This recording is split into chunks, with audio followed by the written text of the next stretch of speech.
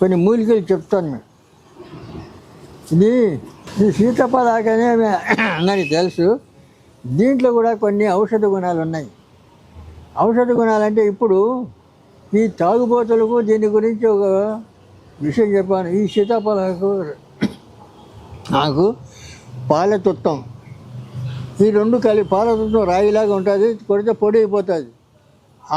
ఆ కాస్త పొడి వేసి ఈ కొద్ది ఆకు, ఈ ఆకు అంతా మెత్తగా దంచి ఆ రాయి పొడి వేసి దంచి చాయ్లో కానీ కాఫీలో కానీ ఒక 4-5 చుక్కలు పిండాలి. ఇది అదేం కనపడదు, దానివల్ల ఏమి ఎఫెక్ట్ ఉండదు. అట్లా రోజు ఒకసారి ఇవ్వాలి. 5 రోజులు అట్లా తాగిస్తే వాళ్ళు తాగుడు బంద్ చేస్తారు. చాలామంది ఇది చెప్పినాము, చేస్తున్నారు. చాలామంది బంద్ అయిపోయింది. కానీ ఒక్కొక్క మందోడు ఏం చేస్తాడంటే ఇంకా ఈ మందులు తాగినా ఈ మందులు చేసినా కూడా వాళ్ళకి ఏమి అనిపించదు. కొంతమంది తాగుతుంటారు, కానీ వాళ్ళకి మళ్ళీ కూడా ఇవ్వాలి వాళ్ళకి.